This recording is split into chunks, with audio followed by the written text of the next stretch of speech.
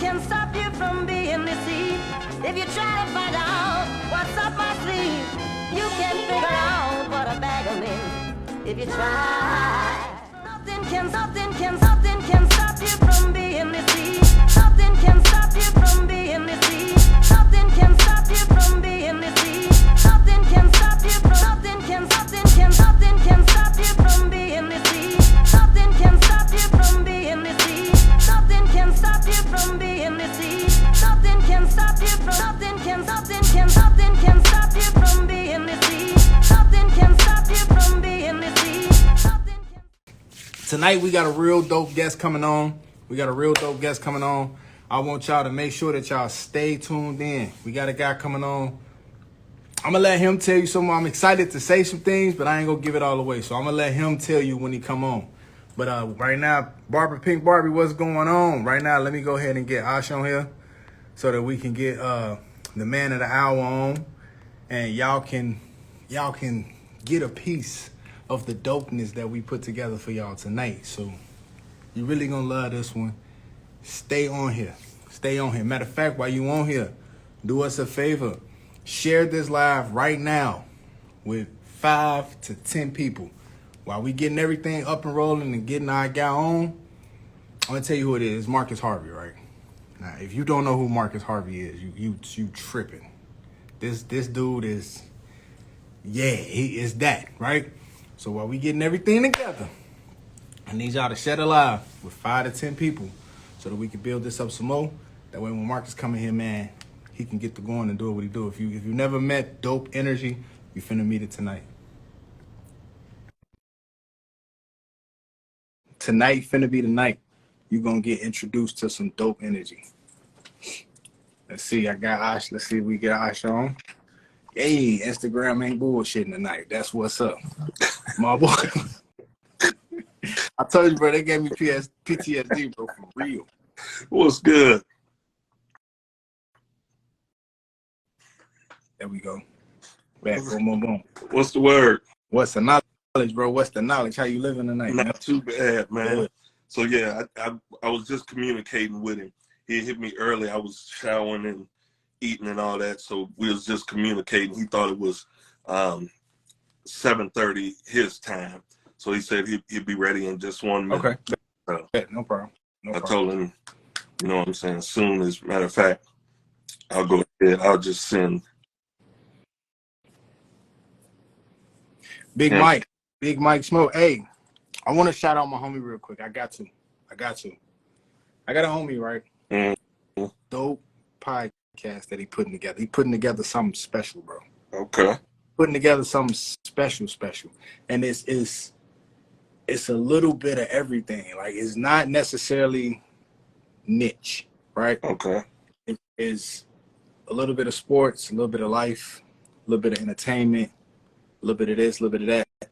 But the dude is such a down-to-earth guy that I think that anybody that give it a listen is going to be hooked. Okay. So they're putting everything together. They finalizing everything. As soon as they get everything put together, I'm definitely going to be pushing it. I want people to definitely tune into it. Okay. But also, I'm going to say it live. We're gonna lock something in where we work with them too, man. Because it's like you said, the whole premise behind this has been men building men and then sewing into each other, sewing into the culture. So I think that'd be a dope ass way to do that. It's linking up with some of these fellow creators, like we've been doing. I mean, we've been linking up with content creators, going strong, strong. So I think that's another opportunity, especially being that it's somebody from outside of the barbering world, right? Okay. So that'd be a dope little thing, man. I'm excited for him, man, because I've been knowing him for a while now, for a few years, man. At times he my mentor, at times he my homie, at times he my bowling buddy, at times he the person that put me in check and get me right together. Right. But yeah, I just wanted to shout out. He just joined. I seen he just joined. Hey, shout out Cuss by Reggie, my guy. What's going on? Hey, we seen you out there. Hey, Reggie. Hey, Reggie was juking. Seeing you out there like Reggie. Reggie was seeing you, bro. Yeah. Let me shoot this request to Mr. Harvey. was joking for real, boy. I was crying laughing. Hey, he like he had a ball out there, bro. Now when we But was that's at what you're supposed to do. Yo, yo, The yo. what's man going of on, the my good hour. brother? What's What's going on happening? with you, sir? What's happening? What's happening with y'all, man? I thought I go get me How you doing? I thought I go get me a nice little soft hat, trucker hat too. Yeah. Get with the Yeah. trucker hat beard. You know I what I'm saying? Hey, we got to get one of the I Cut My Way Out hats out to you, man. We got to make sure you have that proper dopper right on the inside so you can take that thing around the globe with you, man. What's the word, man? You know, hey man, humbled. I am humbled as much as all would say. Thank y'all for having me, man. And we appreciate it. I got a little mixed up on the time. I was like, I woke up at 7:30 for my time. I was like, yeah, oh snap, and then I was like, oh, okay. So I had to read myself. That's What's up, folks? Man, you right on time. You right on time. Man. So dig, man. This is the I Cut My Way Out podcast. We do this every Wednesday live here on Instagram, 7:30 p.m. Central Standard Time. And I briefly spoke to you on your live about a week or two ago. I told you we've had some names on here, and your name is a name that keeps coming up amongst other big names, right? So what I want to do is before we roll off into this thing and we start putting you in the pressure cooker and start shooting them questions out there, you know what I'm saying? I want you to give the people kind of a rundown of who you are, not just who you are as a barber, but Marcus Harvey, man. Introduce yourself to the world so that when we play this out and we replay this, people can get that off the bat. Okay. First things first, I'm a former stripper. My stage name used to be Hot Ham and Cheese. So thank you. I'm a reformed stripper. This would be the first thing. Yeah, Hot Ham and Cheese. Oh, please believe. Stick it to the roof of your mouth later. You know, it was just that. Period. Don't they do saying period now? We know that stuff now? Period. Period. I'm sorry. That's stupid. I'm sorry. None of that should be used for this. For It's all good. Put it out there. Oh, that's stupid. Okay, my name is Marcus Harvey. Of course, a lot of people call me the Barber Star. Been humbled and blessed to be amongst, so many great barbers and learn from so many great barbers. I've been in the industry since I was pretty much 12 years old. Not even cutting. I started off sweeping hair. I was a little fat kid sweeping up all the hair in the shop. They used to call me Bookman back in the day. That's real. They used to call me Bookman. Bro, they used to roast my little fat ass, man. They used to roast me, bro. But I used to work at this shop called Crosscuts, and it was amazing because it was 12 other barbers, 12 other dope examples of like amazing black men who were, used their clippers to cut their way out. See how I did that? You see how I did that? I do. I've been media trained. These people they're going to be in for a good one. I've been media trained. I've been trained by the best. I've got a lot of TV shows. Nonetheless, we ain't gonna talk about that yet. Okay. But no, man, like I've been blessed to just have so many amazing mentors be barbers, and always seen, guys like take a talent that they've taken from a garage all the way to like a storefront. You know what I'm saying? And I've just been able to kind of be the continuation of, their legacy, to be totally honest, like taking it from, just a storefront to, worldwide, and being blessed to be able to like, see the world and do so many great things with just clippers. It's just been mind blowing. Like even my day-to-day today, we're going to talk about my today was even fire. It was like, what? Like I just ran into something. Bruh, I'm talking about the way that God be moving in my life. It lets me know that no matter what my talent level is, that the word that he spoke over me is the thing that actually is my actual true talent. Okay. His word is my talent, not my skill. You understand what I'm saying? Yeah. So it's like, it's been amazing. So it's just like almost like you just seen kids who grown up in the industry all their life. Right. And so when it's time for them to be adults and run that industry, in a sense, it's just like, this is who it's supposed to be, because right. they deserve that joint. It's, they've been through the fire and through the flood. So yeah, just a, dude from Gwinnett County, Born in Missouri City, Houston, you know what I'm saying? Most City, you know what I'm saying? I was born there, but raised in Gwinnett County. Went to Morristown, Tennessee. That's where I really started cutting when I went into high school. And then, you know, of course, moved back to Atlanta and went to cosmetology school. And the rest is history, or the rest will be more detailed when you guys ask me. You know what I'm saying? Making history, definitely. Yeah. So, you know, that's where we started at, man. Like, sweeping up hair, man. Like, I would have 12 bosses, and they would just literally just tell me, like, yo, they would give me the option. You want a haircut? You want to get paid? Or you want me to buy you a shirt or some clothes? Because, you know, I remember back in the day when the shop was really popping, was when they had the boosters come through. You know what I'm saying?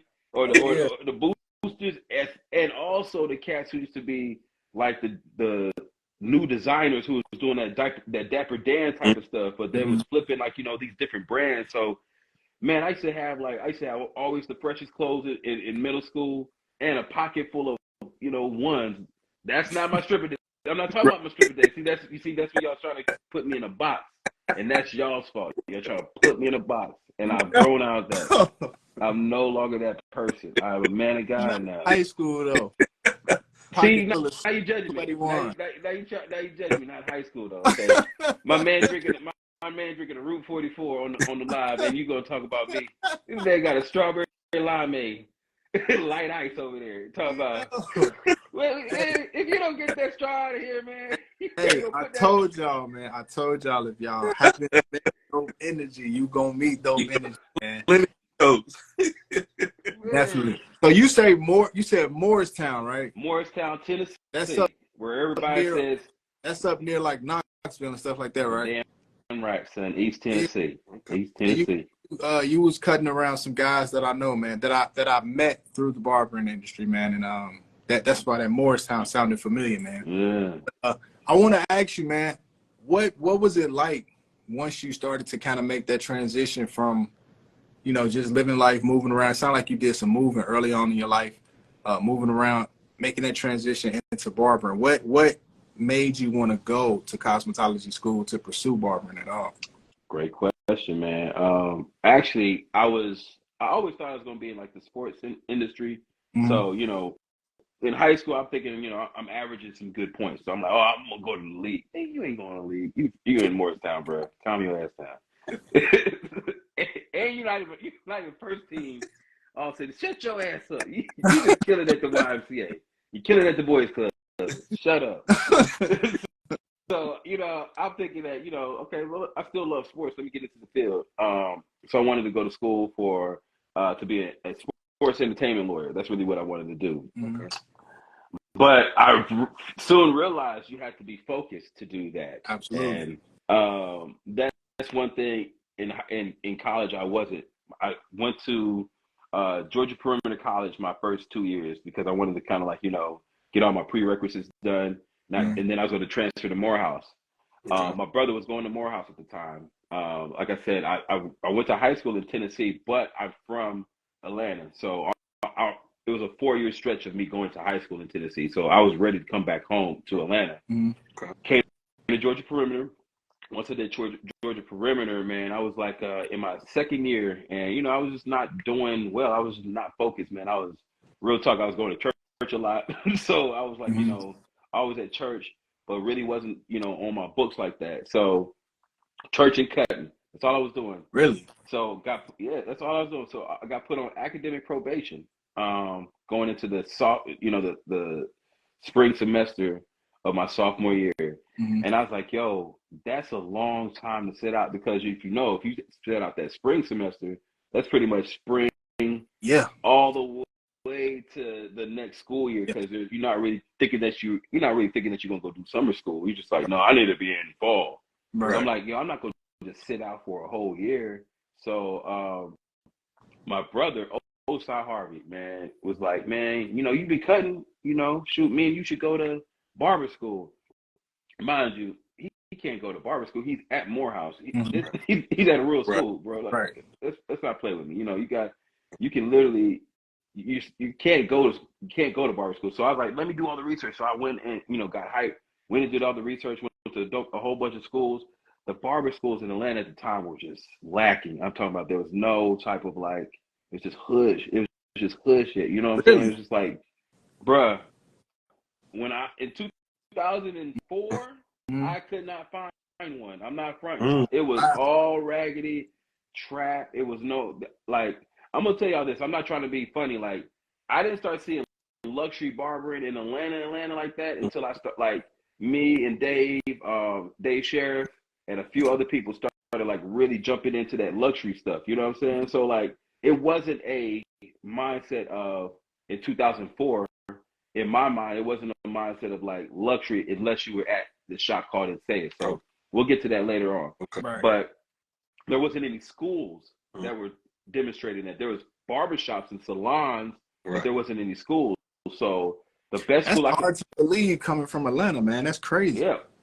Well, Atlanta, like, all of our people who are like the known folks are like either, I mean, this is just being honest, are either transplants or like people from the outskirts of Atlanta who moved down to the city and start expanding their brand. But like, that's pretty much how it's always been. I mean, you know, I've had a couple people from, you know, from Atlanta, like Bobby's World International. He's from Atlanta, you know what I'm saying? And he was in Southside, you know what I'm saying? So he's definitely like that. Right. So, but most times, even seeing now, most barbers like see Atlanta as like a promised land because one, it's, you know, a high-end African American clientele base, a lot of, you know, black entertainers, black lawyers, black doctors, black whatever, entrepreneurs, you know, computer engineers.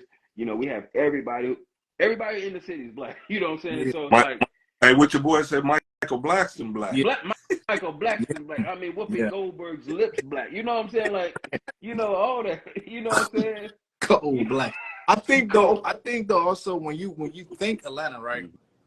Even people who aren't necessarily got a foot or got a dog in a fight in the hair industry, when you think Atlanta, you think hair, because it's always been the capital of the world, not just because black, but because you know, when you think Bronner, you think Atlanta. When you think hair show, you think Atlanta. When you think hair product, you think Atlanta. When you think style, clothing, music, you think Atlanta. I think Atlanta is always kind of, it's been positioned, right, in the narrative, everything to be in your mind when it comes to like black excellence, but more so specifically hair. Because when I'm seeing it now, you're seeing that same trend happening now. Barbers come from whatever city they come from, and they, you know, they get their name popping, they get their reps up, they get their clientele going, and they hit a ceiling in these cities that they're in.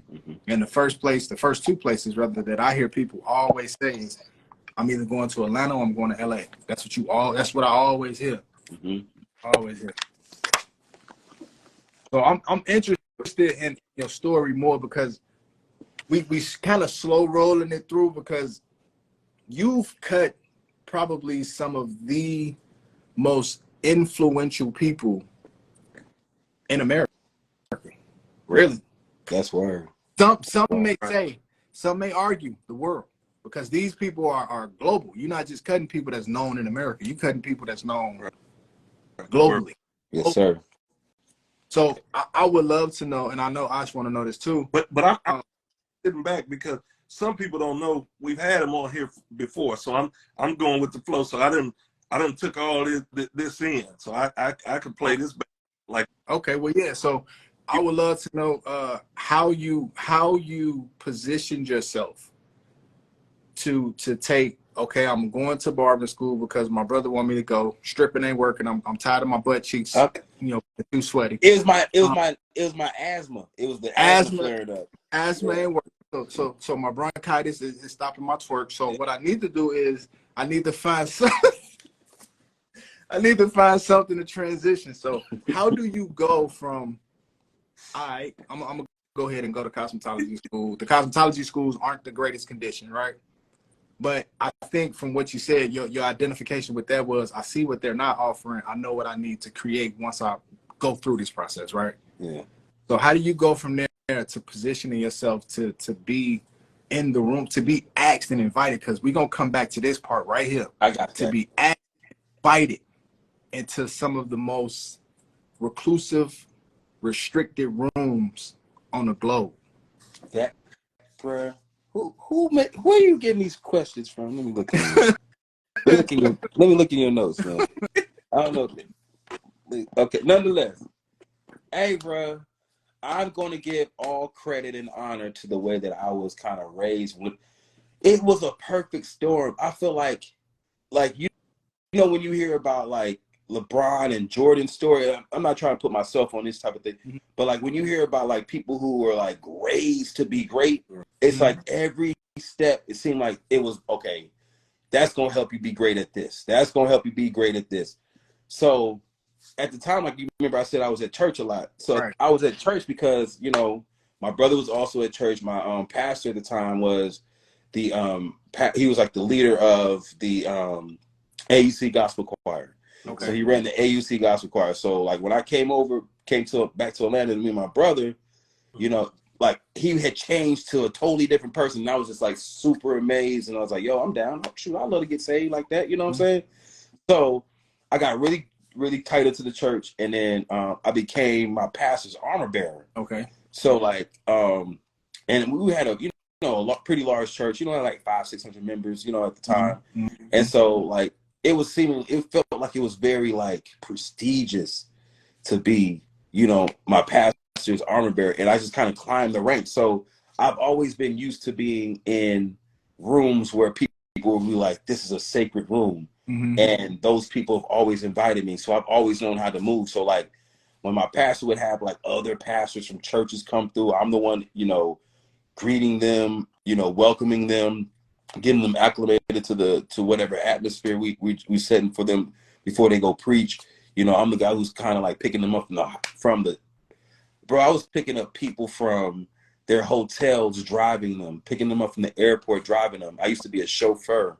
So you was representation. Bro, like I've always been everybody's first, yo, this is how we present ourselves. Yeah. You know what I'm saying? So it's kind of like always been, like I've been the welcome to every organization that I've worked with. You know what I'm saying? So as a result, like whenever I did start getting introduced to like, you know, the celebrities, like they kind of felt that already. They already knew like, oh no, this dude knows how to move in the room. He know how to be quiet. He know how to be in the corner. He know how to be, you know, talk a lot. He knows how to like move the conversation. He knows how to start a conversation in the room. Right. He knows how to do all these things. And so it just became so easy for me to be in these rooms. But really the way it kind of happened was I started working at a specific shop, man. Salon Ramsey. I started working at Salon Ramsey in Atlanta. Okay. At the time, it was like it was the top shop. There was no other shop pretty much messing with Ramsey. Right. Ramsey was pretty much the first guy to kind of introduce the whole salon suite / like big facilities type thing. Now, that show, right? He had a TV show. Yeah, that's right. They showed it. Yeah, ink, paper, scissors. I was actually on the pilot episode of that. Really? Go look it up on YouTube. Okay. Go look up Salon Ramsey, whatchamacallit, and you'll see it. And just throw a little clip of it and see him talk. It's going to be hilarious. On YouTube. If it's ever been in the world, it's on YouTube. Yeah. So, but like, I started working with Ramsey, man. At the time, Ramsey he had 5 shops, but they were like small shops. Mm-hmm. And he was deciding like, yo, I'm going to expand my shops. He was cutting Nas at the time. Mm-hmm. And so he became business partners with Nas and said, yo, I want to kind of focus on the shop's growth. I can't be on the road anymore. They were like, yo, we need somebody on the road anyways, you know, different on the road. He's like, yo, Marcus is that dude. Because at the time, Ramsey was giving me all of his clients, you know, and all of his clients were just like regular dope guys, and they were all like just raving about my skills. You know, I would do the shampoo. This is before Cass was doing shampoos. Mm-hmm. I don't want to sound like I'm Little Richard out here, but I invented that stuff right there, bro. Like, bro, in Atlanta, I'm not fronting, dog. Wasn't nobody doing no shampoos. I don't want a Little Richard in it, man. I'm telling you, I got I'm not trying to TK Kirkland it, you know what I'm saying? But I do know when I promise you, wasn't nobody doing no shampoos, wasn't nobody doing no facials, wasn't nobody doing none of that stuff. I was actually getting talked about by my shop owner, like, dog, you're taking too long. And you're only charging $40. This is not business savvy. You need to be doing everything. I'm talking about like a very successful shop owner, like, nah, you're doing it wrong. And it turned into my actual skill. And as a result, like, you know, he was like, nah, man, Marcus is that dude. Now I started coming and get his haircut. He started liking my, you know, my personality. I never felt like the moment was too big for me. I always knew the magnitude of whatever moment we were in. Right. You know what I'm saying? Whether it be like something that's like, okay, we all need to chill right now. You know, okay, oh, there's Beyonce and them in here. I need to chill. Yeah. Or, you know, oh, this is Ben Horowitz in here. I need to chill. All right, how you doing, Ben? Pleasure to meet you. Yeah. You know what I'm saying? Like, turning up, you know, oh, snap, so we are in here with Dave Chappelle. I got to ask the question that I know everybody is thinking. Yeah. We've gotten I don't know how long we've been on this live, maybe 6 minute glimpse of your personality. How difficult is it for you to take that charismatic, outgoing, you know what I mean, social butterfly, you know what I mean, comfortable in your own skin? How difficult is it for you to take that personality and condense it in the required situation, understanding that you were groomed to be that way? Mm-hmm. But to me, somebody with a personality as big as yours, I would assume that in the beginning, at least, that was probably difficult for you to not be like, oh my God, they putting out so many, they opening so many doors for me to walk in with these conversations, but I gotta, you know, scale back. Yeah. How difficult was that for you in the beginning? Again, Tambra Jordan, a young lady who just came on here, and her name is Tambra Jordan. She's the one. I don't know why this is so crazy. The guy been doing stuff like this all day. Mm-hmm. Tambra Jordan was the person who introduced me to becoming the barber that I am right now.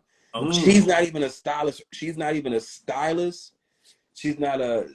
do any barbering. She doesn't even do hair.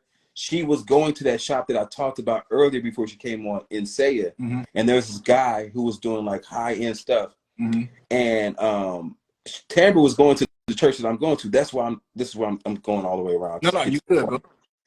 She was going to the church, so she knows exactly what I'm about to say. That church helped me learn how to gauge the temperature of the room. Because at that church, I had a lot of leeway because I was actually the funniest person in our church. Mm-hmm. So like, I've always been the funniest person, no matter where I go. Mm-hmm. It could be around comedians. If I feel very comfortable, I'm in my room, my element, mm-hmm. I could be in the room, like, bro, I'll be in the room making Cedric, the entertainer, like, cry. I'll be making cats, like, die. Dog. It's just, I won't let up. You know what I'm saying? And it's like, I've had Nas die, and I've had, like, Chappelle die, and I've had cats who I'm like, I don't know. Well, I'm making you laugh. You know what I'm saying? Type thing. But I learned how to taper that by being an armor bearer. Mm-hmm. Like, there'd be times where I would have a comedy show at our church, mm-hmm. and then I would have to serve a upstanding type of pastor coming in the next day. So I'd have to learn how to tone it down so it doesn't seem like we a joke. You know what I'm saying? So when it came to like me doing that, I guess what they would say the secular world, mm-hmm. that joint was easy. It's like, first off, my energy is already infectious. So mm-hmm. if I'm going into the world, as they say, my energy is totally different than what that element is. So they're like, what is that? It's like I'm like a breath of, as they say, fresh air, or like you smell somebody who comes in with Egyptian musk. You remember those old black dudes who had Egyptian musk? As soon as they dap you up, you that all day. Yeah. You Egyptian and your musk. You know what I'm saying? You be like, oh gee, God, you can't even wipe it off nowhere. You don't. Right. What am I supposed to do with this? You that all day. Peace, young brother. Right. Dog. You know what I'm saying? Now you smell like the final call in this mug now. You know what I'm saying? Most definitely. So it's terrible. A lot of what shaped you was, you know, church, man. Your commitment to it. Yeah. Because a lot of people can be put in situations, but if you're not committed to the situation, you won't see the opportunity in it, nor will you gain what it has to bear for you. Mm-hmm. I want to ask you this. But also, that being said, the leaders that put him in that position, because obviously to be put in that position as arm bearer, somebody's seen something in you. Mm-hmm. For you to even be in that position. Absolutely. You know? Absolutely. So I want to ask you this. staying along the same timeline, right? Mm-hmm. Can you recall a time where it wasn't simple for you to hold it in, where you had to be you in a room and you kind of was like, I don't know if I should have did that. You know what I mean? Like, oh, get a womp womp womp. Yeah. Yeah. Oh, Nas has kicked me out of a million rooms. I'm not gonna even front. And the way he kicks me out of a room be so like, God, dog, you didn't have to make me feel like that, bro. He's like, yo, go outside for a second. Oh man, yeah, my nigga. But just a minute, you called me. You remember you called me in here now, right? You called me in here, but nah, man. Shoot, but like I think that just comes with the energy. Right. Yeah. Like sometimes, and then sometimes they'll come back behind me and be like, man, you know what? Dang, I wish you would stay. You know what I'm saying? Why'd you leave? Mm-hmm. I was just playing. Mm-hmm. I'm still learning how to even gauge, people's playing and seriousness, because my mindset is always to make sure that the environment is cool, is culture, is like, it feels right. You know what I'm saying? So if I'm needed to add to the room, or if I'm needed to be away from the room, I'm comfortable enough to be like, yo, I've been in millions of rooms that I don't necessarily need to be in this room right now, and don't take it as personal as I used to. And even when I didn't even take it that personal back in the day, because like I knew that like it wasn't that, it was just like bad timing, or not even bad timing. It's just like they don't know you yet. You know what I'm saying? So it wasn't even on no tip of like I was getting chumped. You feel me? It's just like, okay, maybe not. So and it happens like that, man. I think that's one of them things that a lot of barbers don't necessarily take as important or take as serious as they should. A lot of times, well, not a lot, all the time, right? When you're around new people, new environments, you're in the process of being interviewed, whether you believe it or not. You're being interviewed. When somebody sits in your chair, we're taking it from upper echelon clientele in rooms that people usually don't have keys to your chair in the shop. When people come in and they sit in that chair for the first time, or they're in your presence for the first time, you're immediately being interviewed. Mm-hmm. When you go to a shop as a barber and you cutting in the shop for the first time, you're immediately being interviewed. When you've been in the shop for a long time, I want this one to hit somebody. Somebody on here gonna get hit by this one, right? If you've been in the shop for a long time, like he was saying, he was in that shop, the shop was popping. He started doing washing and towels and beard services. He started doing the upper level services that nobody around him was doing. The reason it stood out is because he was being interviewed. It didn't matter how long he had been there. It didn't matter the work that he had put in. You're still being interviewed because you don't know what the opportunity is on the other side of the interview, right? The opportunity probably hadn't presented itself yet, but because you succeeded in your interview process when you had it, when it was going on, you stuck to what you was doing, and people started to see the value in it. When the opportunity presented itself, you were the candidate that was going to receive that because you passed your interview process. What I want somebody to hear on here, what I want people to hear is, don't take small situations for granted. Don't take small opportunities for granted, because those are usually the opportunities that's going to open the doors that you're trying to open. It's not the big ones. It's the small ones. It's the times where you feel like people not watching that you need to be paying attention. Can I give you even something like, how I really stuck on with Nas? Mm-hmm. All right.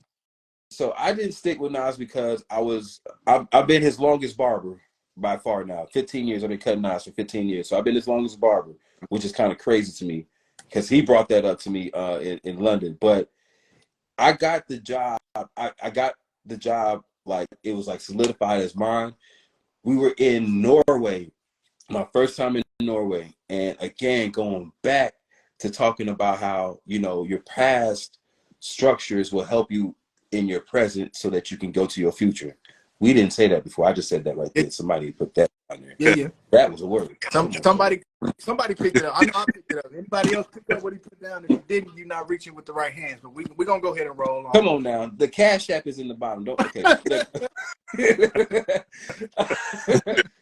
No, but so my pastor used to preach. We used to have a lot of services, right? So I would fix him tea sometimes. If the nurses wouldn't fix him tea, I would fix him some tea so that he can get the next service. So we were in Norway with Nas, and Nas, we were like traveling. We flew in, and he had like 3 shows back to back. He started losing his voice on the second show because it was like the weather change was crazy. So I was like, yo, bro, like I started making the tea. I made some like throat coat with some ginger, some other stuff, you know, some stuff that like I had made my pastor. Gave the dude the drink. He was back to legit, then like the same, you know, the same sip. He was right. He was like, yo, okay. He's like, yo, that's what's up, man. And it was just because I like the detail was paid attention to of like, yo, if you're my client, I'm gonna take care of you regardless of like not just your haircut. Right. I'm gonna take care of like your well-being. You know what I'm saying? And as a result of him seeing that type of stuff, like, bro, he was like, was randomly, he's like, yo, that was actually the moment I was like, yeah, man, this the guy. You know what I'm saying? Yeah, the fades would be fresh. You know, the lineups would be crispy. You know, because he doesn't even take no enhancements. So it's like straight regular old school cut. You know what I'm saying? So you gotta be nice with it. But you know, the cuts was cool, so it was like, but it was more so the personality, like knowing the room, like, you know, making myself available so that he can like really be able to feel like, yo, I'm concerned for him, you know what I'm saying? And I think that's what like sets me apart with a lot of my other like clients, like, you know, like he's concerned more beyond than just my freshness, even though my freshness is gonna be the number one thing on his radar. It's more so how I'm moving. But that goes into that being interviewed, and in that moment, that brief moment, you were being interviewed, and most people don't know it. Sometimes the people interviewing you, they wouldn't structure it that way, but that's exactly what it is. It's an opportunity to see something, because I would think, just like you or anybody else on here would think, if you're on tour with Nas or anybody of that magnitude, right, you're gonna think, oh, he got somebody for that. That's definitely not. You know what I mean? I'm here to be the barber. You know, lifetime entertainment when he want to have a conversation, You wouldn't think, most people wouldn't think, I think I can help this dude. Just on being genuine. I think I can help him. Let me see. I used to work this up with my pastor. Let's see if it'll help him out. Be that, right?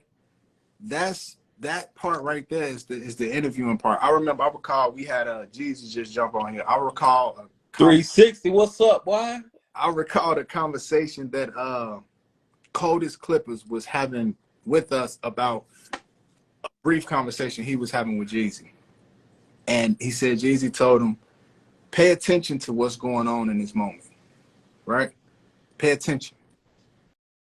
Because although in your mind you may not feel like you are of the caliber to be in this moment, although in your mind you may feel like this is big and all this, pay attention, because the people that you are looking to you too. Don't squander the opportunity because you allowed it to be too big for you to conceptualize. Take it in. Take it in and pay attention to what you're doing. Move forward with intentions. Be intentional in your movements now, because now the light is on you. We say on here a lot of times our position as the podcast is to continue to hold barbers up into the light. Well, in a lot of cases, a lot of the guys that's coming on in these earlier episodes, these beginning episodes, the industry, the culture, whatever you want to call it, has already started to rise and put these guys in the light. Guys like yourself, you're already in the light. But the thing about it is being conscious of that time in the light and what else you can do in that light outside of barbering, I think is the most important thing we can do, because that's how you continue to open doors. That's how you continue to put yourself progress, like you said, to move forward. So I have a question for you, Marcus. So putting yourself in that situation, being prepped, knowing how to read the room, and then you know, knowing that you sealed the deal.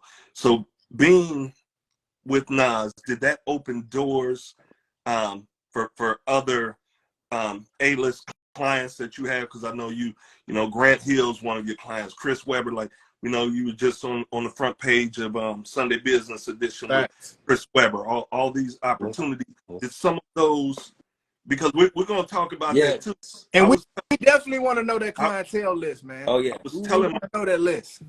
I said one morning he had hit me, said, man, I talked to Marcus Hart. He brought me on the live and got to get him on. I said, well, I interviewed him already. He already been on the platform. I said, but that's great. I said, the craziest thing just happened this morning is that he put something up because he's on tour with Nas.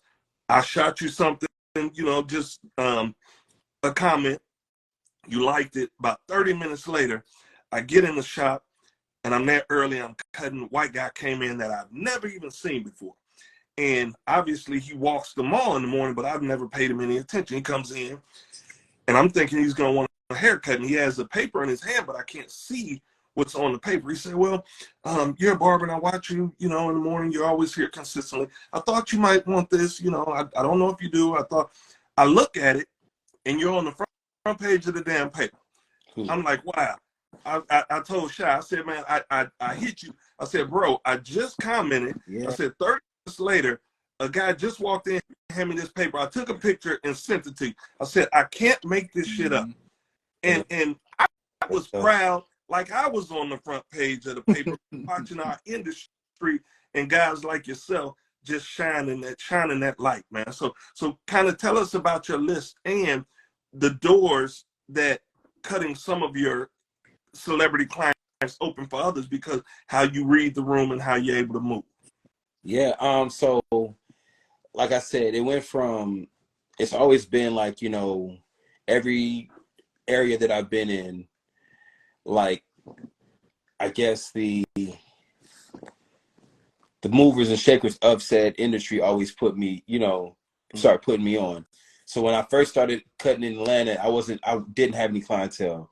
When I came out of school, I became an assistant and I was like shampooing a lot. And when I wasn't shampooing, I was going to Morehouse's campus to cut hair on Mondays and Tuesdays to get my book up. Right. So I started cutting on Mondays and Tuesdays there, started getting my book up. And then they started passing me to people. Then the next people started passing me to people. Then I started working in a shop. Then I started working in another shop. Then I started working in Ramsey's shop. Ramsey started putting me on to other people that, like I said, was his top guys. And then once he saw I did good with those top guys, he started giving me Nas. Nas did the same thing. He started like seeing I was consistent with his hair. And one random day, man, I got a call from Chris Webber. Nas and Chris Webber were like real tight because they both lived in Atlanta. Okay. You know, Webb had did a track for Nas before, you know. Oh, shit. Yeah, that's crazy. So now you know you got them NDAs. Now you better take it easy. You back? Yeah, back. Yeah, you see how that hurt? I don't know if that glitch was happening. You better take it easy. You know you got them NDAs. You got to take it easy. No. We could. No, but like, you know, Webb hit me up, and I went to Webb's. First time I went to cut Webb was actually at TNT, which was down the street from the shop. And started cutting Webb, and then the first year I started cutting Webb, he was just getting a regular ass, like no type of. It was just, it was like I was rolling my eyes. Wah, wah, wah, wah, wah, wah, wah. And then what? And then so he, you know, but he let my personality be my personality. So he's like, okay, cool. I'm starting like, you know, I'm like, I'm trusting you with my look. So the next year we're getting back, you know, his hair was at that point, he had I call it the intellectual homeless man. Right. He had the, you know, the intellectual homeless man is always real big. Right. It's clean around here, but it is homeless. Okay? How you get it clean right here? Why is it clean right here? You know he talks like this a lot. It looked like he talks like that a lot. So I was like, hey dog, let's switch this up a little bit. And that's when I like did the famous, no joke. That's the curl. That's when that curl sponge started popping with him. Right. So I hit him with, you know, I did the taper, faded the sides all the way out, knocked them all the way out, made sure that the line was elongated, had like a nice I called it like an infinity fade. You know what I'm saying? It just dies on your ass. You know what I'm saying? It's just like it just passes away. And I was hitting him with the curl sponge, and then like you start seeing every Tuesday, everybody's like, yo, who cutting Webb? Me, y'all. It's me. It's me, my nigga. It's me. Hey, that's when you gotta turn around and clean your clippers like you don't hear nothing that's going on. You said what? Oh, yeah. You know yeah. That's me. You know. And what was crazy about that? As soon as I started cutting web, everything started blowing up, bro. Like, it wasn't necessarily me cutting Nas that started making everything blow up, because everything started happening all at the same time. I got Ron Rico Lee, who was on this show called Let's Stay Together at the time. The last season, he brought me in as his barber, and then the next season he got Survivor's Remorse on Stars, and that's when I started cutting. I did all the cast members for the Survivor's Remorse. So I was like having Sunday nights. I don't mean to cut you off, but I don't remember if you told us that last time. But me and the wife used to watch that every Sunday after Power, and we would always comment on how nice the haircuts was in them joints. That was my show. Hey, bro. I didn't. I'm talking about that year, that era. It was going nuts, dog. Like, I was cutting Weber on Tuesdays for players only, so I was getting the love on that. Then I was getting Grant was starting to do all the road joints, so I was getting love on that. And then he started doing studio stuff himself on Wednesday, so I started getting love on those days. And he was doing Grant was doing inside stuff. Right. Bro, I was doing inside stuff, Survivor's Remorse, Players Club, and Nas all at the same time, flying from place to place. Like, when I couldn't do Survivor's Remorse, I would get Hawk to do Survivor's Remorse. And when Hawk would kill Survivor's Remorse, then Hawk, bro, so it's just always been some type of like blessing on blessing on blessing on blessing on blessing. And like, it just started going crazy. So like, when Nas got me, Webb got me pretty much the rest of the NBA, because I was cutting at Turner. So I started cutting Steve Smith, I started cutting Zeke. You know, I would cut Shaq every once in a while. That's how I got Steph. Steph came in and did like a segment with the Players Club, and I cut his hair up. Him and Aisha were just having their first baby and stuff. So started cutting him, and then like I said, Grant retired maybe like 3 years into that. And then once I started cutting Grant, I was doing Final Four, All-Star Weekend, and it was just like, it's just all love, man. Like NBA Finals, like now it's about to be Team USA. It's just, man, like my mind is just, bro. Like, I'm not even fronting, dog. Like, that's enormous, bro.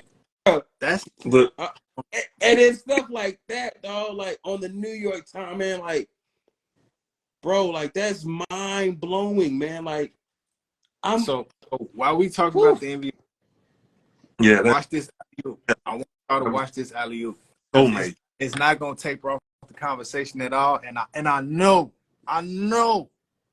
you finna take this thing and you gonna do exactly what I know you're gonna do, right? Quick question: LeBron or Kobe?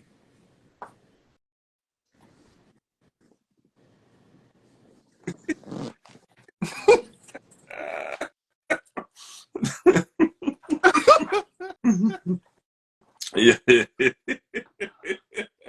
Yes, sir. Yes, So, sir. Does that answer the question? Answers the question. Okay. That answers the question.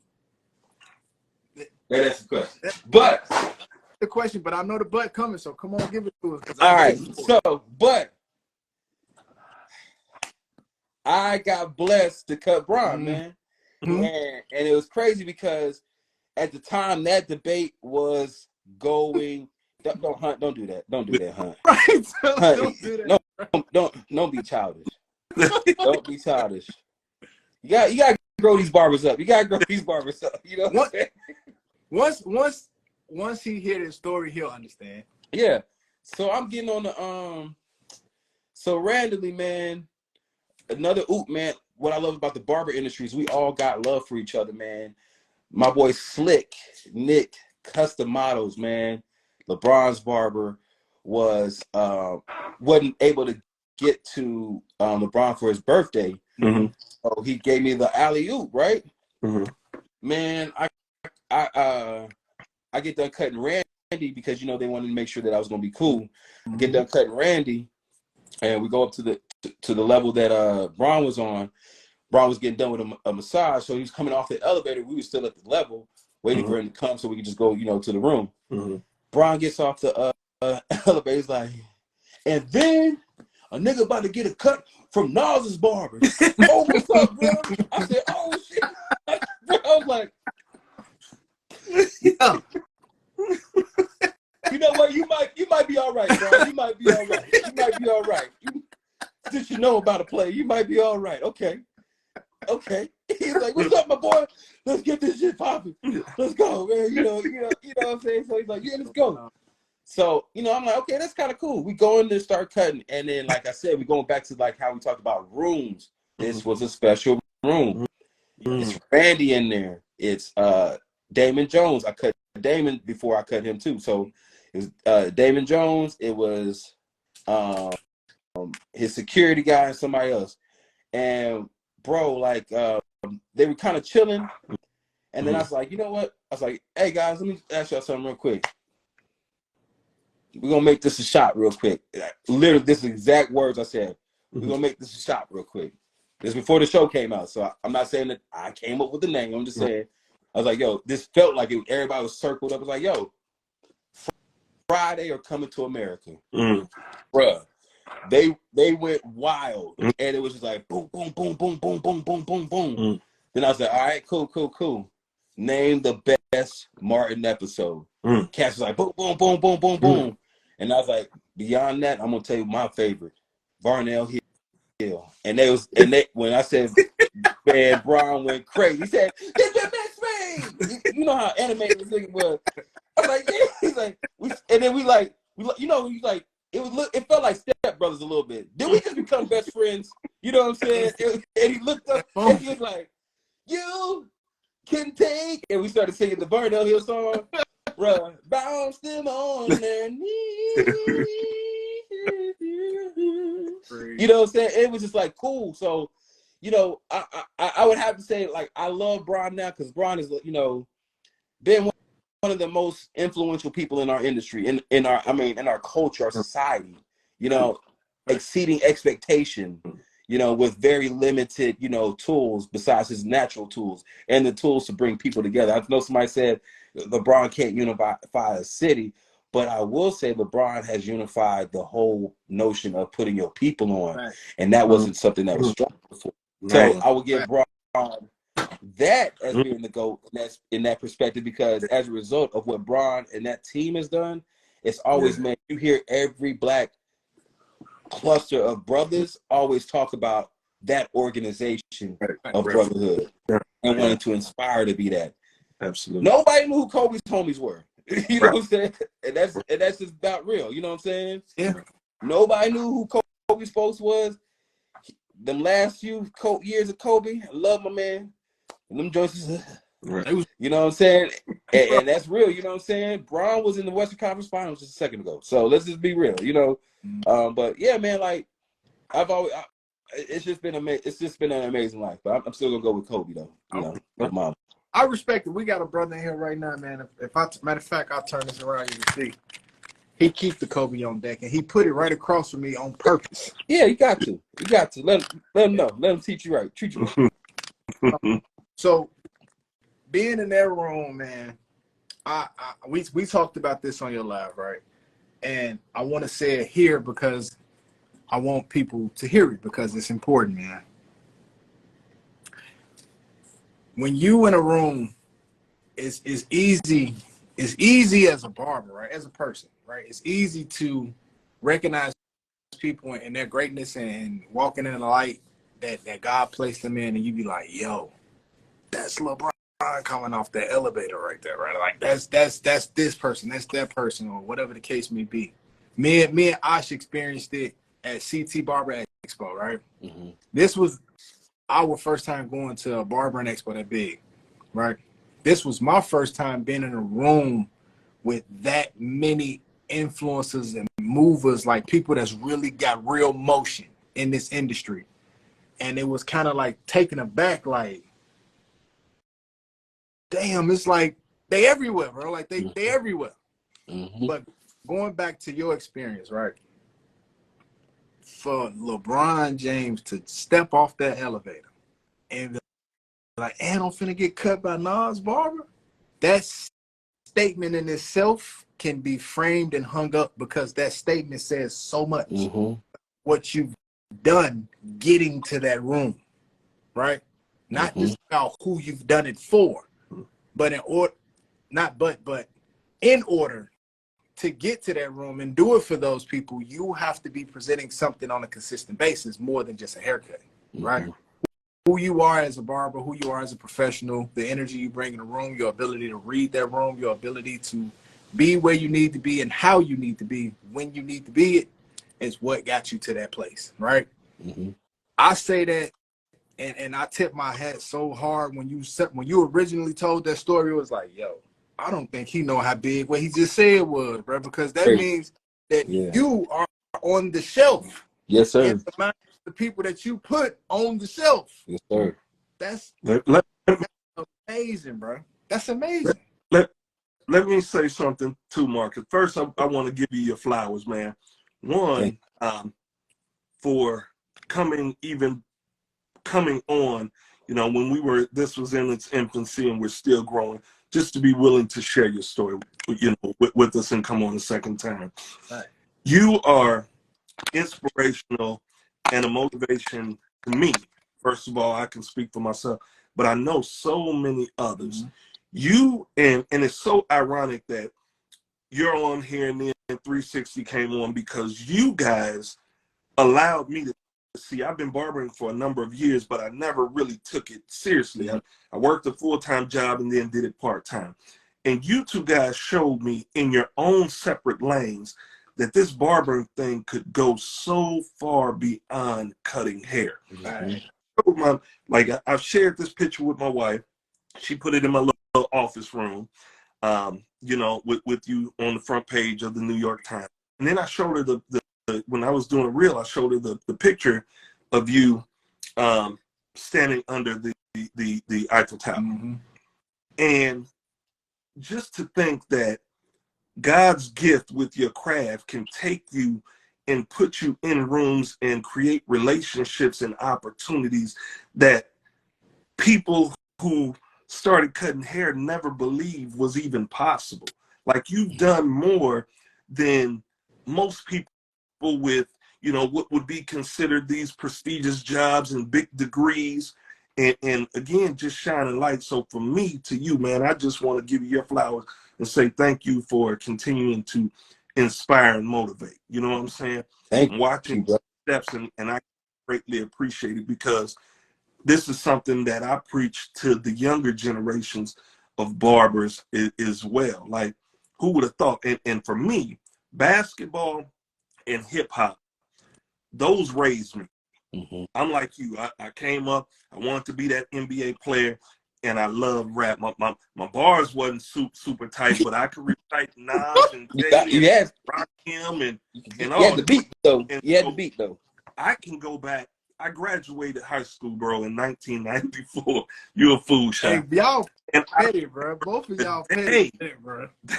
That I went and copped Illmatic, right? It was it. I still have the Illmatic cassette, bro. They don't understand. I still got the Illmatic cassette. You know what I'm saying? And so it's just inspiring because the people that you're forming relationships and providing a service, man, those are people that have inspired me as well. So I just want to say thank you, man. Hey, man.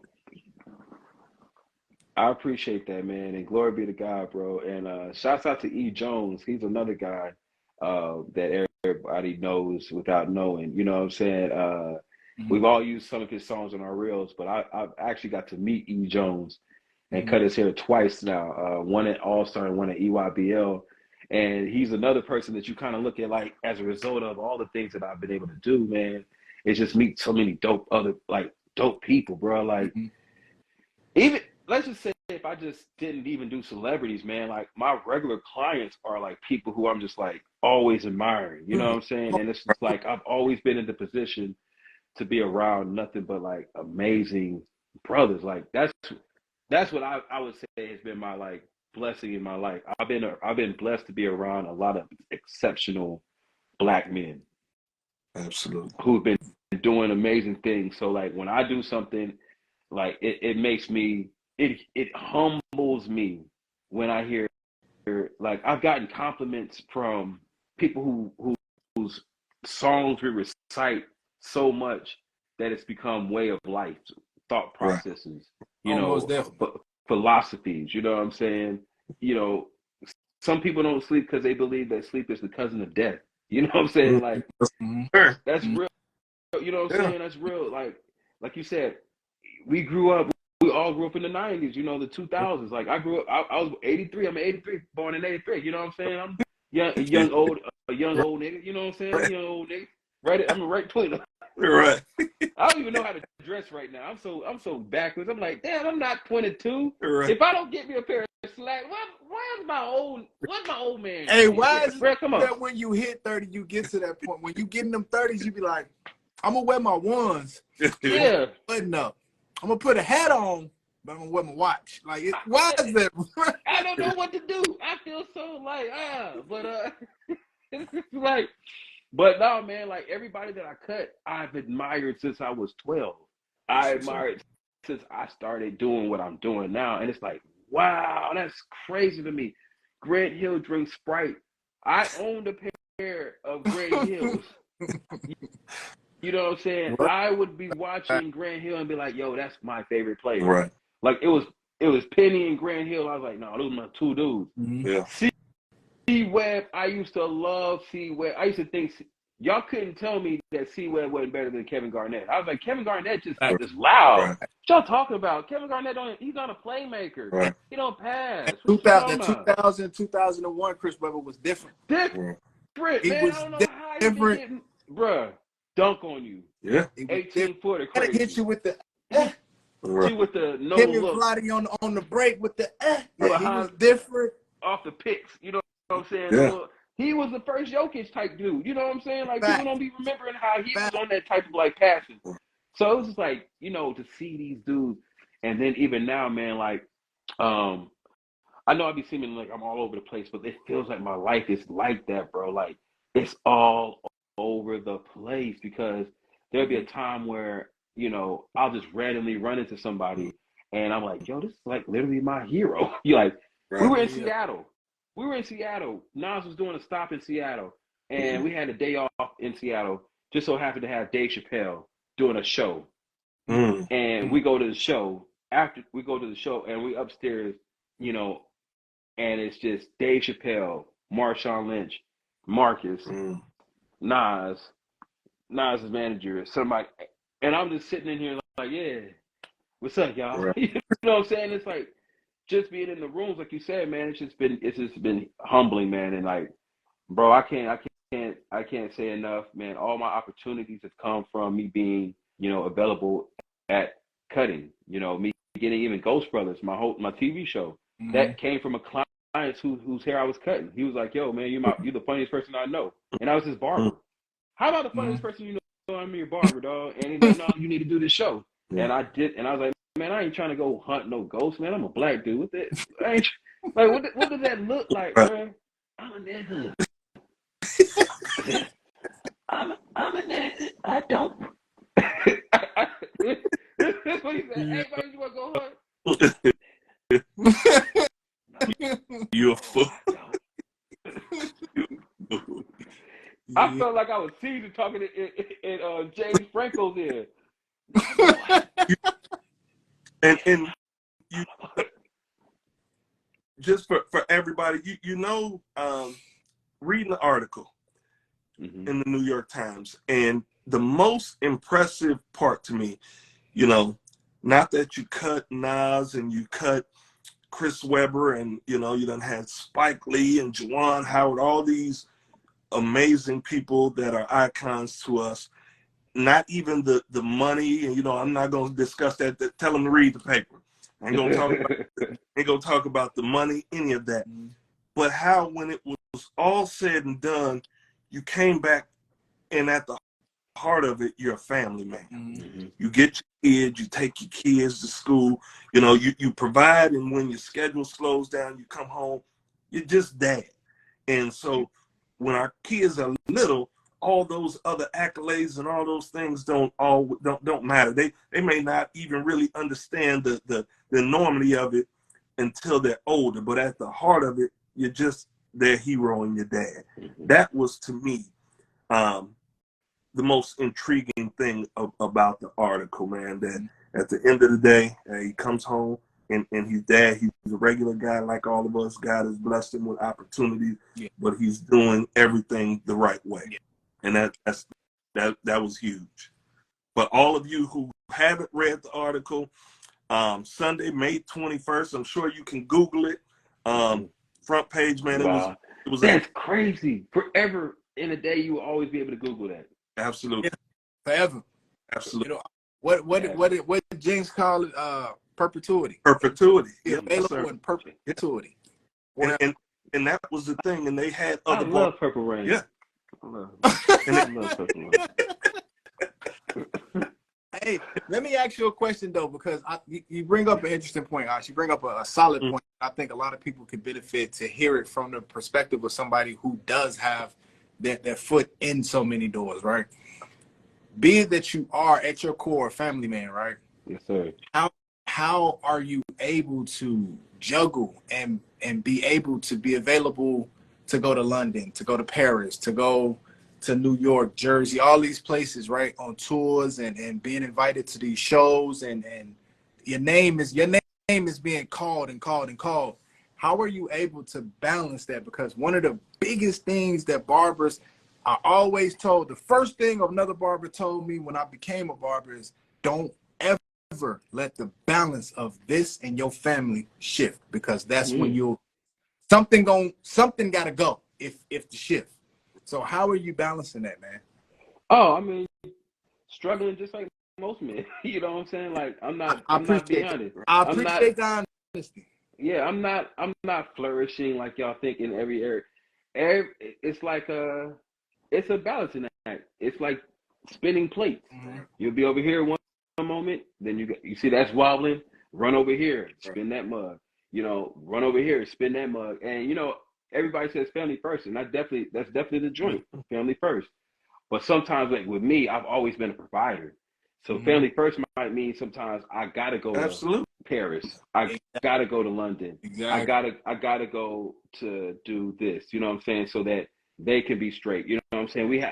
We're blessed with a dope tribe. Like my village is so fire right now. Like it's beyond what we could even ask for. So but I struggle just like every other man. Like I want to be there for my children, but then I also battle like, yo, I'm here to conquer. I'm here to make an example of, like, go get it. Then I also struggle with, like, you know, this is a once in a lifetime. My kids are going to have to see that they daddy went for his when he had the opportunity, so that they can go for theirs.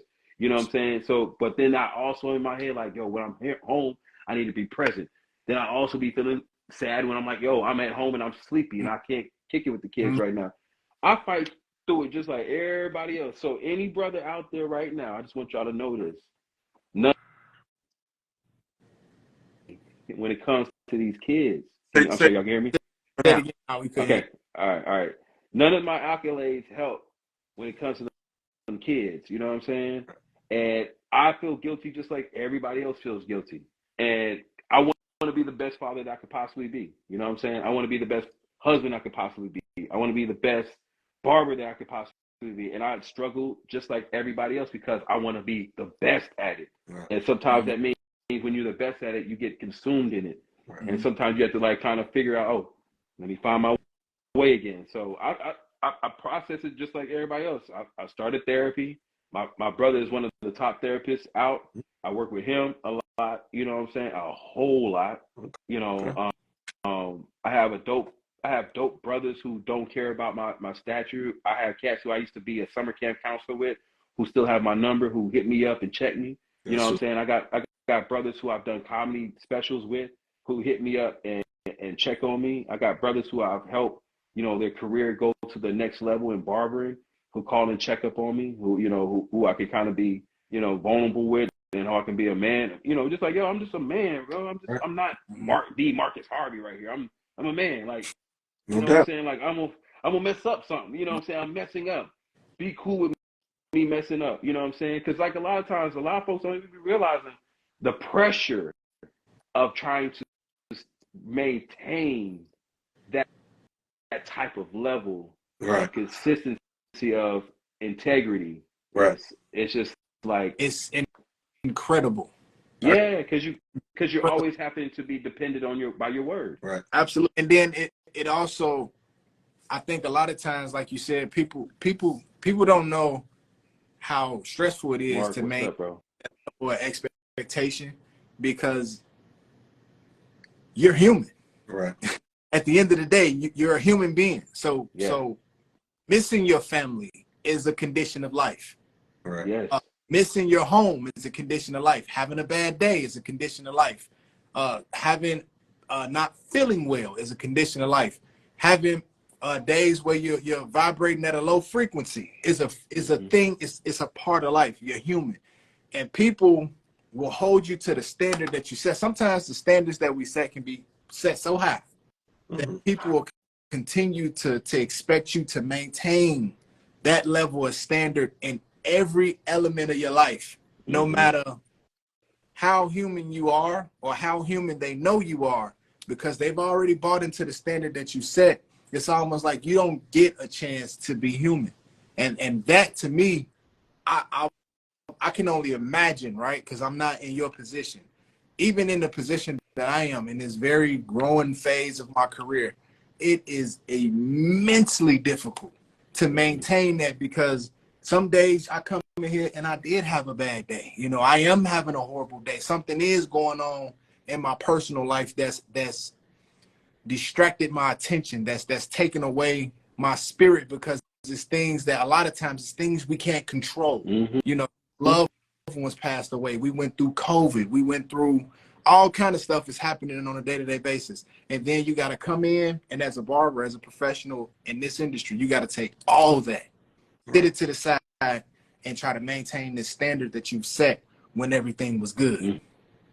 So I would love for you to speak more on that, because I think that's something that's overlooked a lot, especially with the industry. So many people coming into the industry, I don't think enough people are having these types of conversations with them to prepare them both, not just with your ability to fade hair, but prepare them mentally, prepare them physically, prepare them emotionally for the things. It's a lot of mental, physical, and emotional tolls that come at a cost in this industry. Yeah, especially like you said, man, relationships. Even if it was beyond me, even if before I was traveling, I became a very popular barber in my city. Right. You know what I'm saying? It was like I was always cutting, Like I would get in at 7 a.m. sometimes and would leave at 11 p.m. sometimes, and then start that joint back over.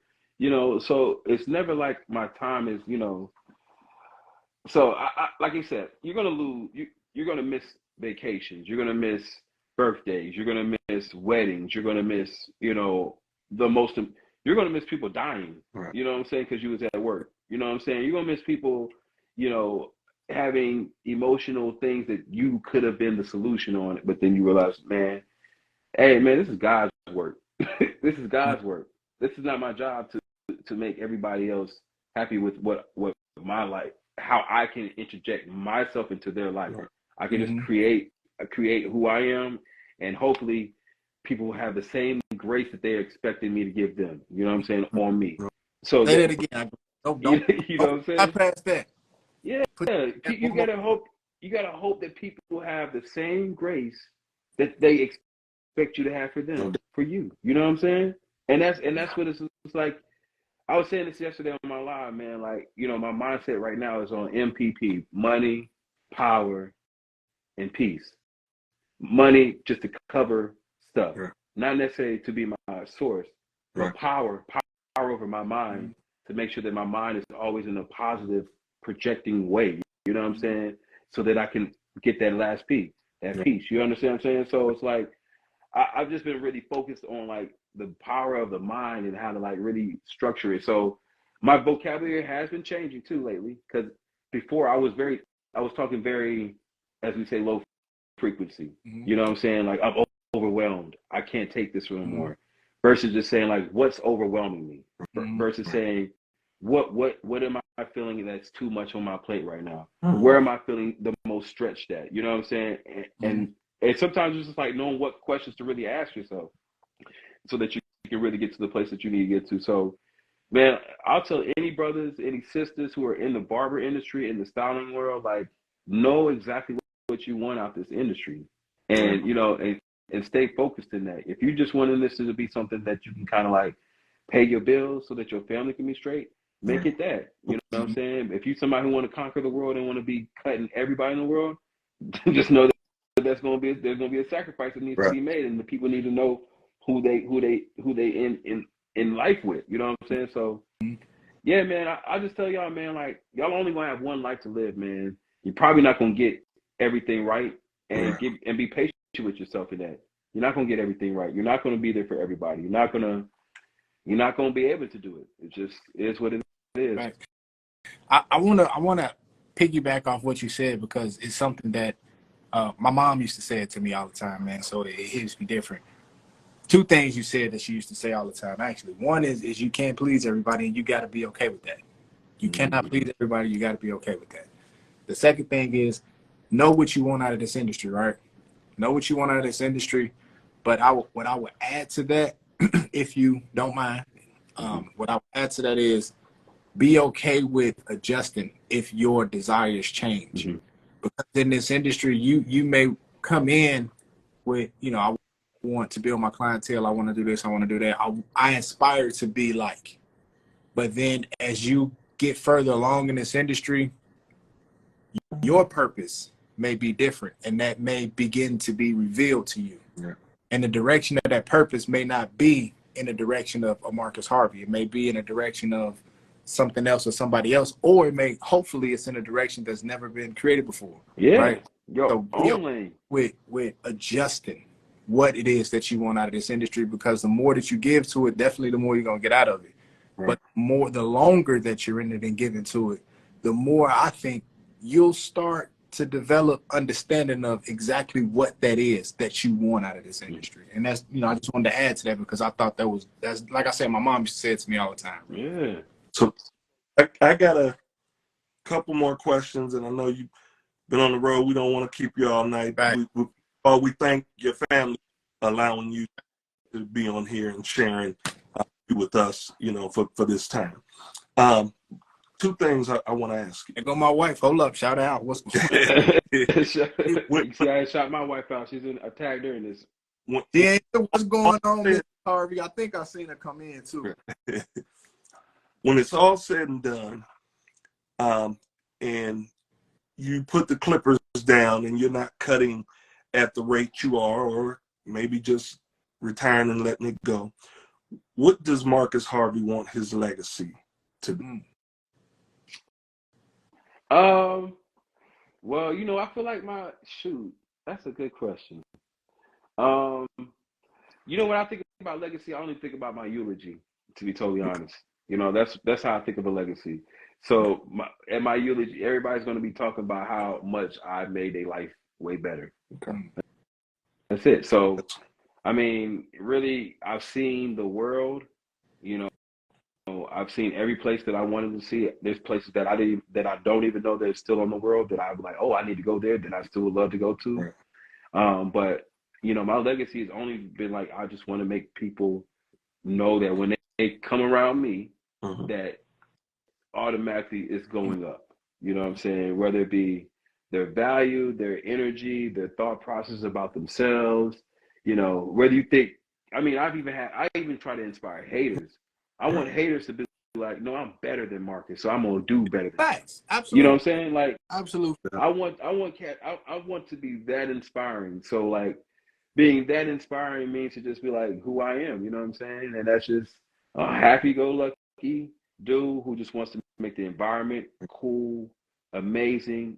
I'm one of the funniest people of life existence. You know what I'm saying? And that's just real. But it's up there. Yeah. Hey, bro. Man, I done, bro. Keep some jokes on. deck. Yeah. I keep them right. I keep that ratchet, boy. You know what I'm saying? You know what I'm saying? But real talk, man. Like, I just want people to be like, yo, that man did everything in life. So that's what my legacy is already. Everybody could be like, yo, I got a Forrest Gump life. If anybody could write a movie about a Forrest Gump type life, I had one. TV show, family man. You know what I'm saying? Wife, kids, shoot. Anybody been around the world, like, created tools that thousands and millions of people will use forever. You know what I'm saying? Like, I've done literally any and everything that I can imagine and wanted to. So I'm just happy, man. So, like, I'm not asking me taking now. I want to do this for another 80 years. You know what I'm saying? So hopefully I can create more things, create more legacies, like do bigger things, create bigger platforms for people. You know, when you just made mention of CT, like, do great things on grand scales. You know what I'm saying? Like, beyond just myself and my own legacy now. Like, I want to be the shot caller to make other people's legacies. Like, yo, no, when I got linked up with Marcus, my joint went this way. You know what I'm saying? So that's what my goal is. That being said, you taking me right into the next phase that I want, and not so much a question, I guess a total of 3 questions.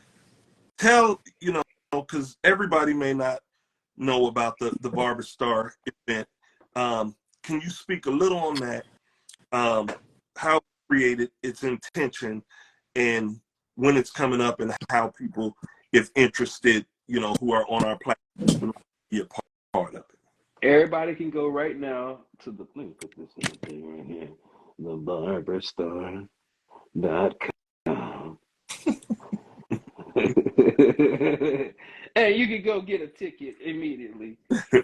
We are going to be doing, I do this thing called the Barber Star Summit, and it's literally a collection of all types of barbers, stylists from across the country and the world come together and talk about all things retreat to come together to talk about all things business professional in the barber industry, from white labeling, trademarking, to franchising your shops, to getting your own personal brand. We've had, we're about to have some unit classes, but pretty much it's just a retreat where you get to see your tribe of people who have the same type of mentality that you have, like that mentality of like, yo, I can do better.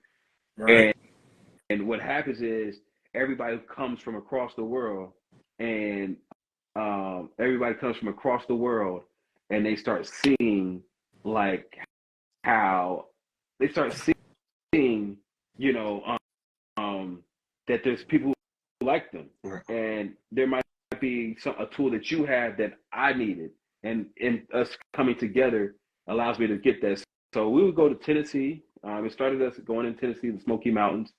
And when we went to Tennessee and Smoky Mountains, we were rent like 2 cabins. We go whitewater rafting, paintballing.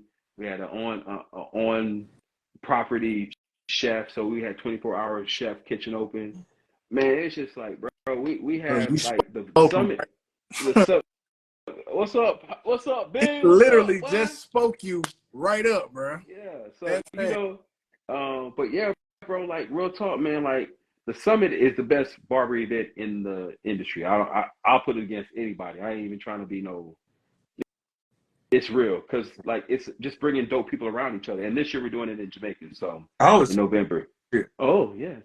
Oh, you know you said. Oh. Well, hey, you moving around with it. Yeah, we just last year we just did Cabo. That's right. Last year we did Cabo. We rented 3. That's right. Fire man.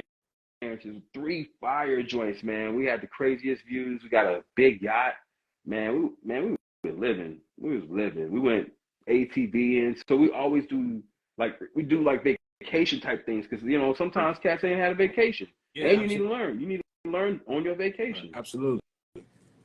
Plus, it's a business. It's a write-off thing, you know. But it's a write-off. We'll do all that, you know. We gonna let you know what it is, you know. It's a write-off thing. But come on now. It's beautiful because you're all the things and that you've learned, you're giving back. And like you said, in that platform, and that's part of that legacy, and that's why I wanted to bring it up. Shy, we're gonna have to look into that, man, because it's something that I've been looking at for a few years now. Hey, y'all tripping. Y'all should have been at the summit. Definitely.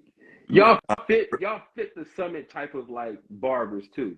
Right. And what happens is once you come to the summit, you start being like, oh, there's more of me. Right. You understand what I'm saying? Right. And it's just like they're all different shapes and sizes, all different ways they're saying the same thing that you're saying. You know, it's just like, dang, right. we in this thing. You know what I'm saying? So that's what I love about like the Barber Star Summit. Like I said, you know, most places you go to, most conferences, you know, different things that you go to, you're kind of passing people. Right. You know, yes, y'all are in the room. You're like, yo, I ain't seen this many people ever.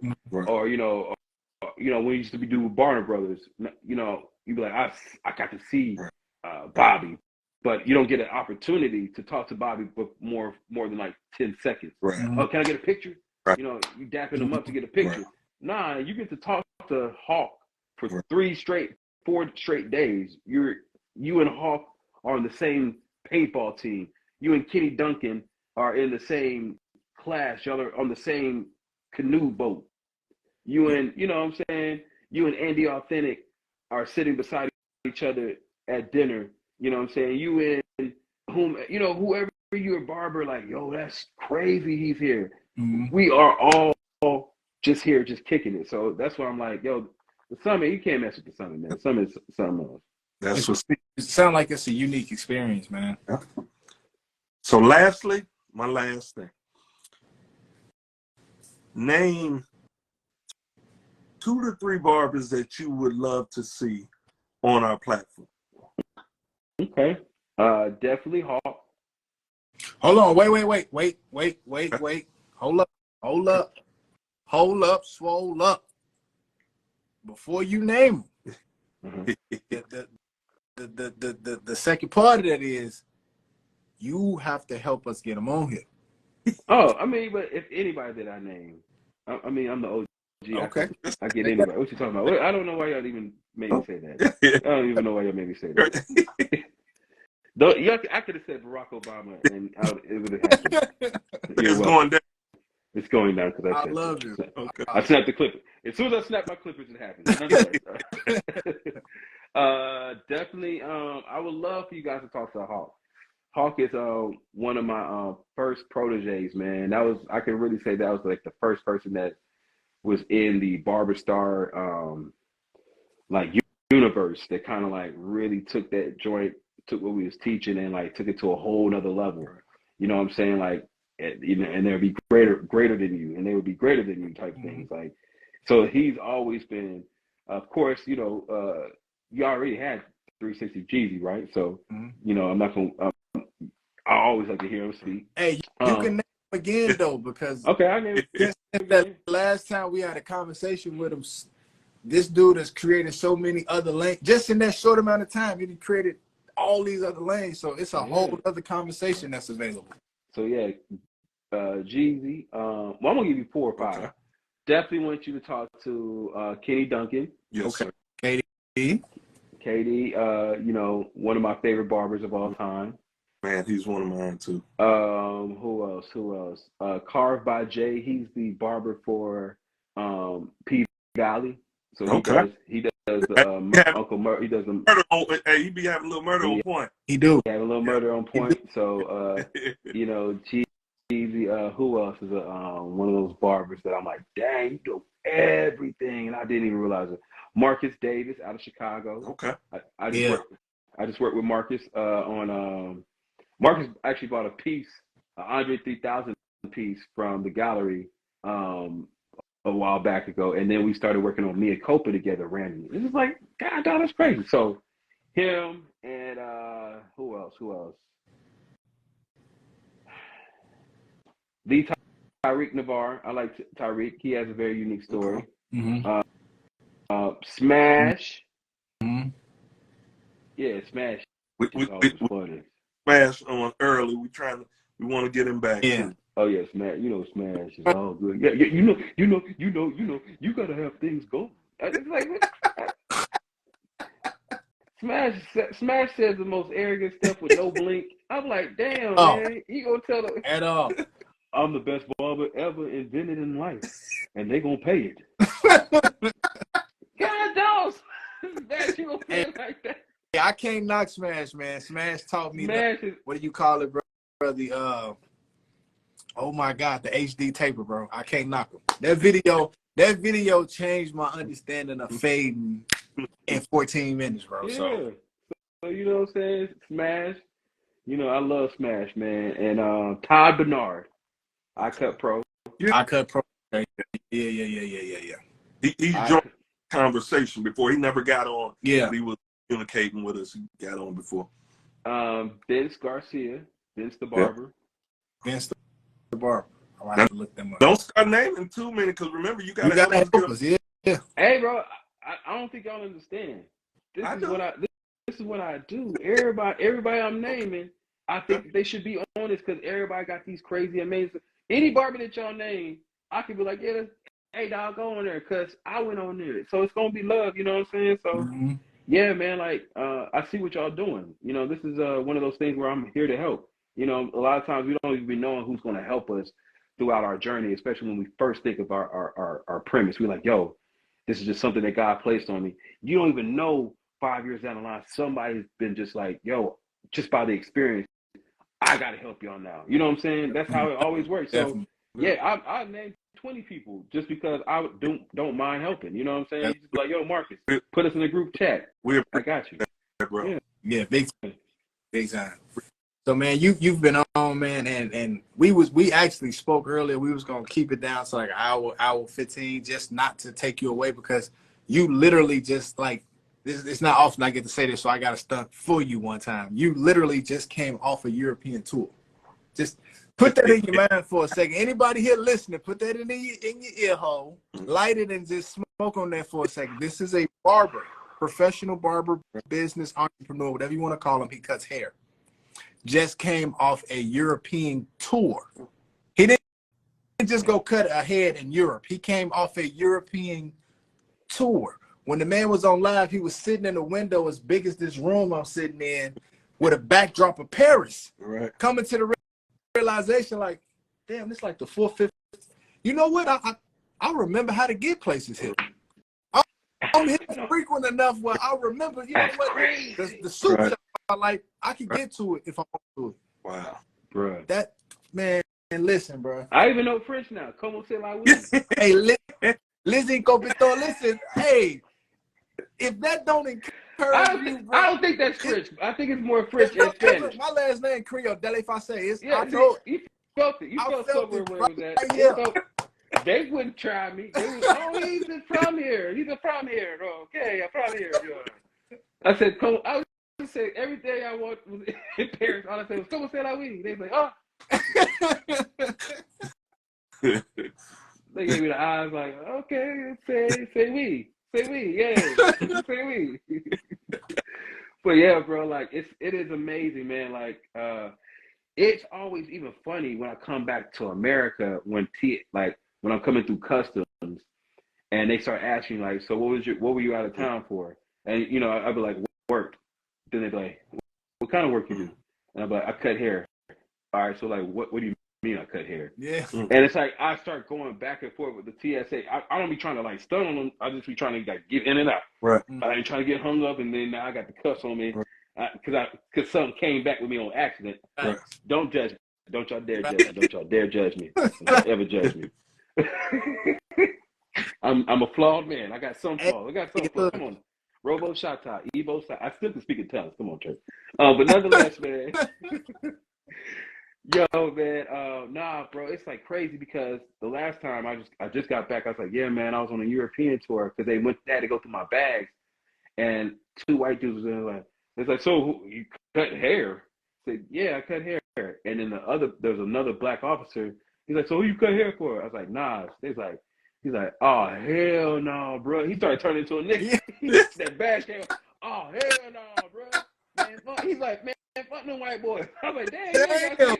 You at work, bro. You at work. They don't know it all. I know. That's what's up. And you know how they start. So tell me more, bro. Like, shit. So, like, You cut his hair every day, every week? How that work, man? Like, so he just flew you out to cut his hair? Damn, dog. Oh yeah, you can go ahead. But you can't take this. You can't take this. I'm like, God dang, you know what I'm saying? I thought I was in there. I was almost there. I thought he'd get that razor clip. Nah, dog, I know what this is. Throw that away. Throw that sucker away. Hey, man. So, yeah, bro. So it's always been that way, man. So it's amazing, bro. Like, I've been on a world tour cutting hair. I've been in Australia. I was in Europe, and this is all in this year. It's like, come on, man. Like, you can't get no better than that. Yeah. No doubt. Yeah. So, man, again, on behalf of the I Cut My Way Out podcast, man, thank you so much for coming back on, sharing your time with us, man. And not only that, I want to give you a very, very, very unique flower, right? It's a couple guys that deserve this flower too. Jeezy being one of them, Poppy Bean being one of them. Yeah, Poppy. It's some guys, man, that we reach out to, and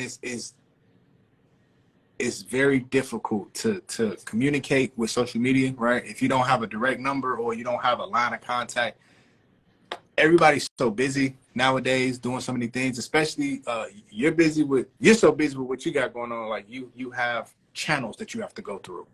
Those other guys are so busy that they not only have channels, but in a lot of cases, even the channels have channels where they can't, you know what I mean, go through it that way.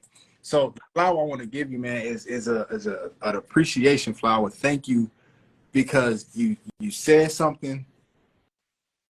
You gave us a way to make that contact happen, and you stuck to that. Like, hey, listen, that goes far beyond anything else.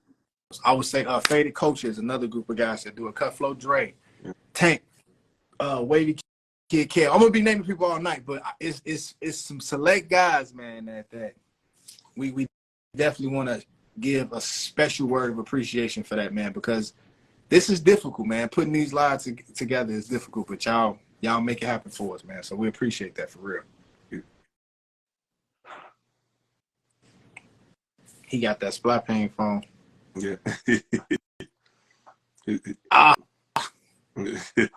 That service, man. It's about that time. Yeah. It's about that time. Listen. We appreciate y'all so much. Ash, is there anything you want to get to people before we go ahead and start wrapping up? We greatly appreciate everybody joining us, everybody supporting us, man. We're continuing to build and grow. Share these, follow, have your followers follow, man. We have something special each week. We're bringing some enormous names, man, who inspire and motivate not just our industry, but just people in general, because you got some people doing some amazing things, man. Just special shout out Cut Flow Dre and, you know, Tank and Cuts by Reggie, Hunt, just, you know, Wavy Kid Kev, all the guys that continue to support us, man. Pink Barbie, I can't even get her name out, but Barbie Barber. Yes, man. Look. I couldn't get a name out. Right. Listen, she's been on a fire content run. I just want the world to know that, bro. Fire content. But we just appreciate everybody. Again, we're back here next week, 7:30 Central Standard Time.